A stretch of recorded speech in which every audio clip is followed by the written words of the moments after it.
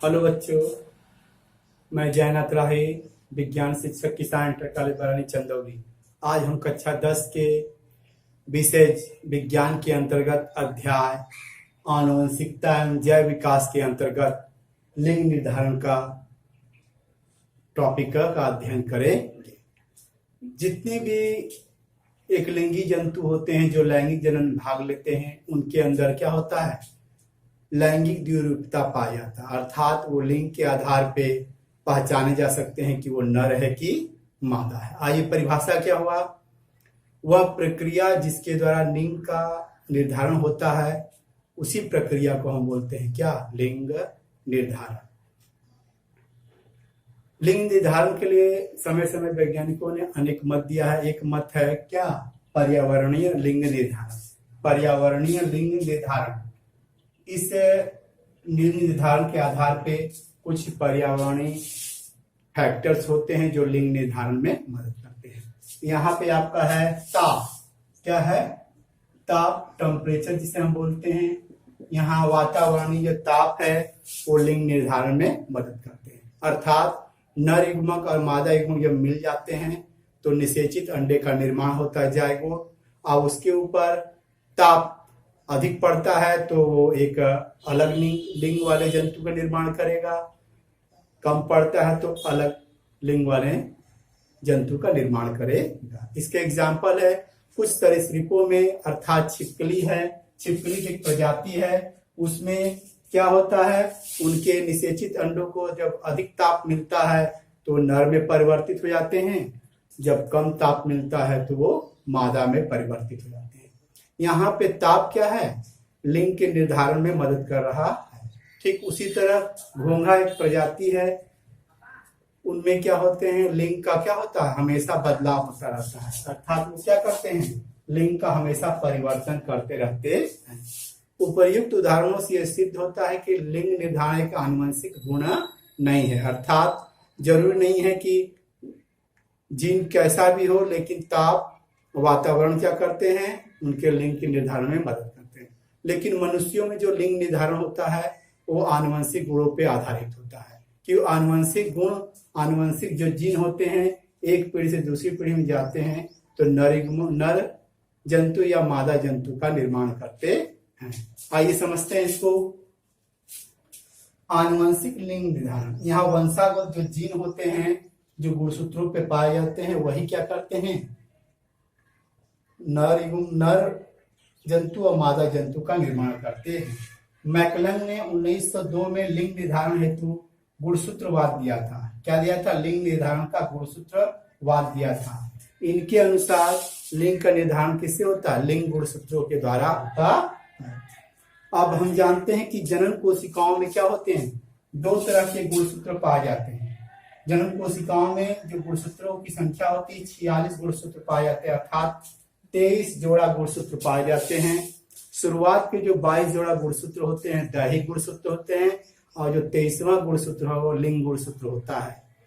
नर में वह एक्स और वाई के रूप में रहता है जो विषम युग्मनीय होता है, और मादा केस में क्या होता है, वो सम युग्मनीय होता है, अर्थात एक्स एक्स होता है। जो जीन दैहिक गुणसूत्र पे पाए जाते हैं वो दैहिक लक्षणों को एक पीढ़ी से दूसरी पीढ़ी में ले जाते हैं, जबकि जो जीन आपके लिंग गुणसूत्र पे पाए जाते हैं वह लिंग का निर्धारण में मदद करते। मानव केस में जो नर युग्मक होते हैं एक्स और वाई, वो विषम युग्मनीय होते हैं। ये जो एक्स वाला क्रोमोसोम है ये बड़ा होता है, जबकि वाई वाला गुणसूत्र क्या होता है, छोटा होता है। और मादा केस में दोनों एक्स एक्स गुणसूत्र एक समान होते हैं, जबकि नर में असमान होते हैं, एक्स वाला बड़ा और वाई वाला छोटा। आइए मैकेनिज्म को हम देखें। ये जनक हमने लिया है नर और ये मादा। इसमें गुणसूत्रों की संख्या देखिए, ये जो आपका 22 जोड़ा है 44 है, ये क्या है, दैहिक गुणसूत्र है, जबकि एक्स और वाई क्या लिंग गुणसूत्र है। तो कुल मिला के 44, 45, 46 46 गुणसूत्र नर में हो गए। मादा में भी क्या होते हैं 44 प्लस एक्स एक्स, ये क्या है दैहिक गुणसूत्र, ये लिंग गुणसूत्र, जिससे हो गया 46 की संख्या हो गई। अब युग्मक का निर्माण होगा, नर में जो युग्मक का निर्माण होगा वृषण के अंदर होगा, मादा में जो युग्मक का निर्माण होगा वो अंडाशय के अंदर होगा। नर में युग्मक जन्म के बाद स्पर्म का निर्माण होता है, नर युग्मक, और मादा में युग्मक जन्म के बाद अंडाणु या ओवम का निर्माण होता है। मियोसिस होता है इस दौरान। मियोसिस के दौरान गुणसूत्रों की आधा युग्मक, गुणसूत्रों की जो संख्या होती है युग्मक में आधी हो जाती है। देखिए इसका आधा हुआ क्या, 22 प्लस एक्स इधर आ गया, 22 प्लस एक्स इधर आ गया। दो आपके यहाँ दिखाए गए हैं नर युग्मक।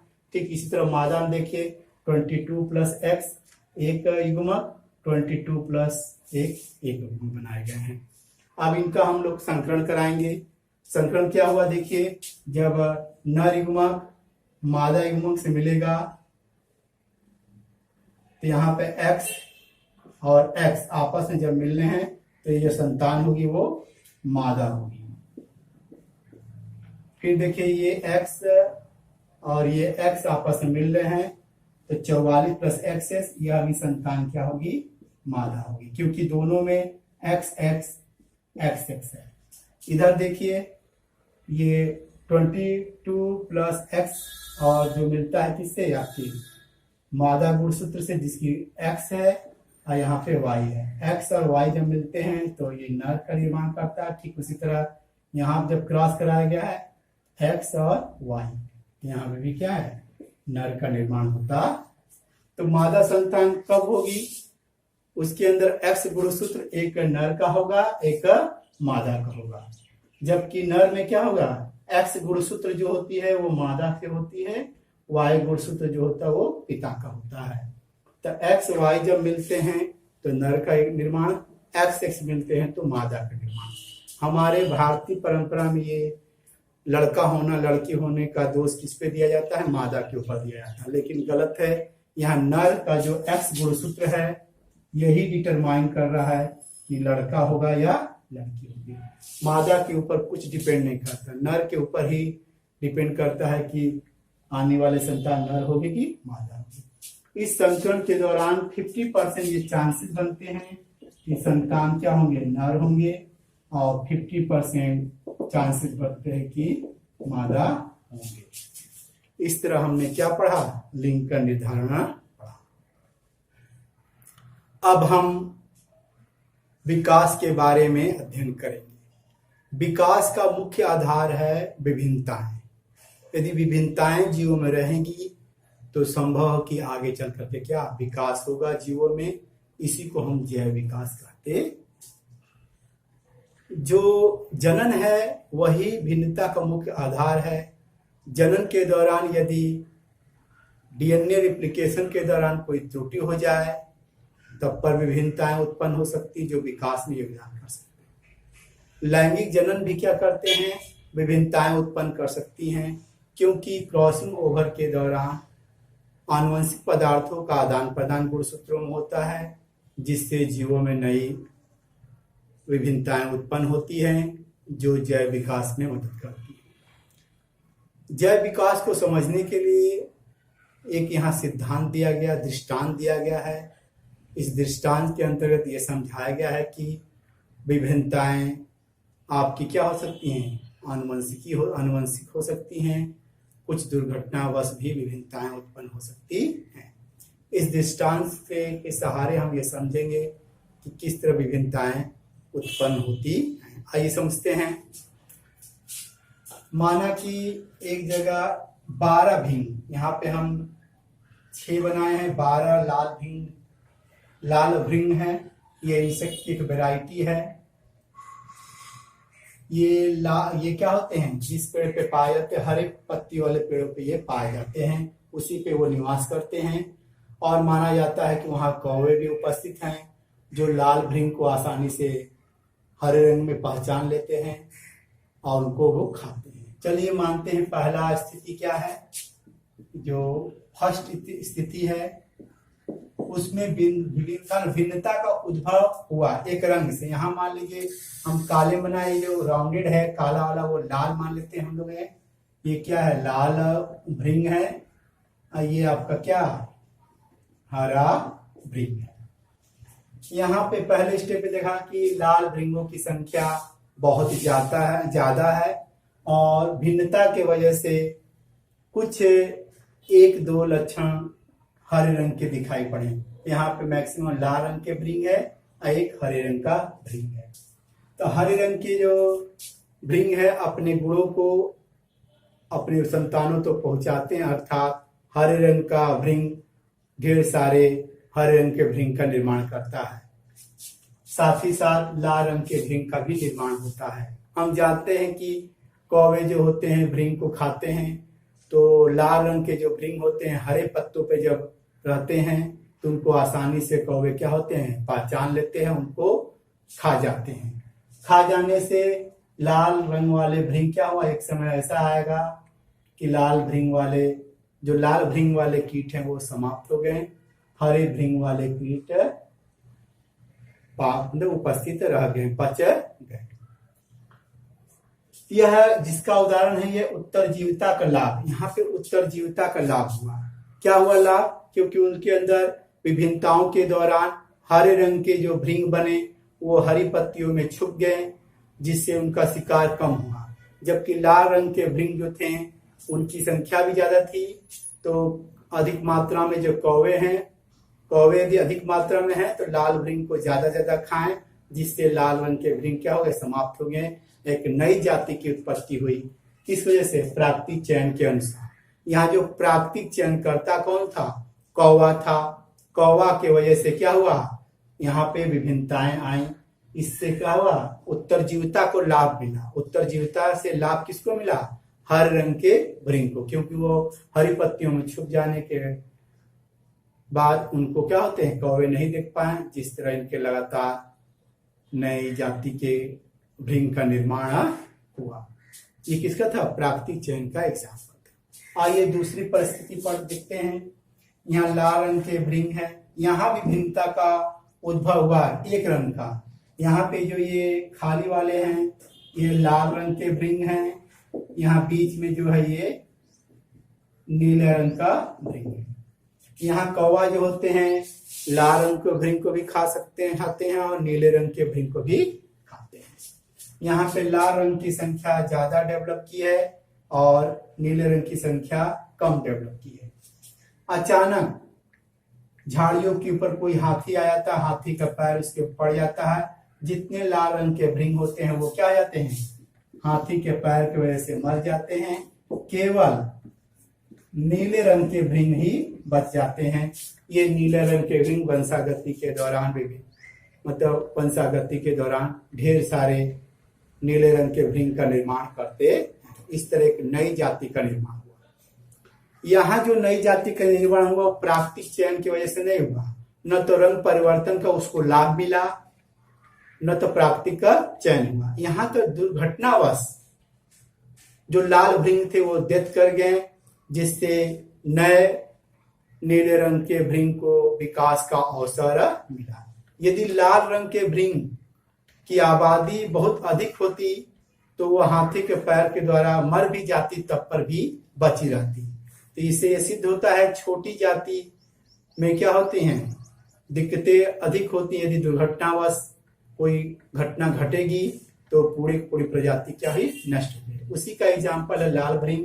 इनकी संख्या कम थी, जिसके वजह से क्या, हाथी के पैर की वजह से वो मर गए, जिससे क्या हो, नई जाति नीले रंग के भृंग का विकास हुआ।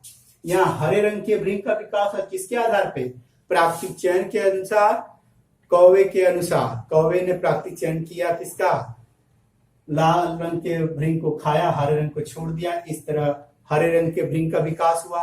यहाँ पे हाथी के पैर ने दुर्घटनावश केवल लाल रंग के भृंग को मारा, जिससे नीले रंग के भृंग बच गए, जिससे नीले रंग के भृंग का विकास हुआ। ये जो आपका दूसरा जो स्थिति है, ये स्थिति आनुवंशिक अपवाद का सिद्धांत। ये क्या है? आनुवंशिक अपवाद का सिद्धांत है, क्योंकि बिना अनुकूलन ही इनके अंदर विभिन्नताएं आ गई।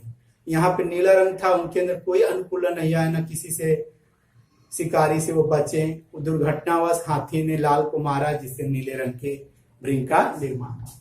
इन दोनों परिस्थिति में छोटा परिवर्तन हुआ है, उनके जीनों में परिवर्तन हुआ, जो आगे चल करके जैव विकास का सार बनेगा, अर्थात जैव विकास में वो मदद करेंगे, जिससे लाल रंग से भृंग से वो क्या हुए, नीले या हरे रंग के भृंग का विकास हुआ। यही है क्या आपका जैव विकास। आप देखते हैं थर्ड स्टेज जो स्थिति है आपकी, तीसरी जो स्थिति है, उस स्थिति में क्या है, लाल रंग के भृंग का ज्यादा विकास हुआ।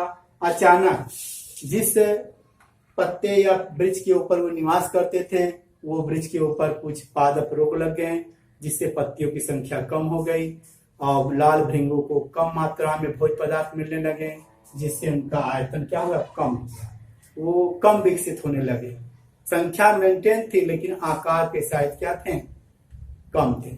आगे कुछ समय बाद यदि माना गया कि पादप में रोग दूर हुआ, पादप में यदि रोग दूर हो गया तो क्या हो गया, फिर वो भोजन ग्रहण किए। अब भोजन ग्रहण करके फिर बड़े आकार के भृंग, लाल भृंग का निर्माण किया और संख्या में बढ़ोतरी की। यहाँ पे ये दर्शाया गया है कि फिजिकल कैरेक्टरिस्टिक्स में यदि चेंजेस होते हैं, यदि दैहिक कोशिकाओं में यदि बदलाव होता है तो वो वंशागत नहीं होता। यहाँ पे क्या था, भोजन कमी से छोटे भृंग वाले बने, तो क्यों नहीं आगे जाके छोटे ही बने, क्योंकि इनके शरीर के अंदर दैहिक कोशिकाओं में परिवर्तन हुआ था, इनके जीन में परिवर्तन नहीं हुआ था। क्योंकि जीन बड़े लाल भृंग निर्माण के लिए बना हुआ था, इसलिए लाल भृंग का केवल विकास हुआ। ये दोनों क्या है, आपके प्राकृतिक चयन का एग्जाम्पल है। ये प्राकृतिक चयन के अपवाद का एग्जाम्पल है, किसका है, आनुवंशिक अपवाद के सिद्धांत का है। और तीसरा है क्या है, पोषण के आधार पे है। इस तरह हमने क्या भी पढ़ा, विकास के कुछ थ्योरी के अंतर्गत एक दृष्टांत था, उसके सहारे हमने विकास को जानने की कोशिश की। धन्यवाद।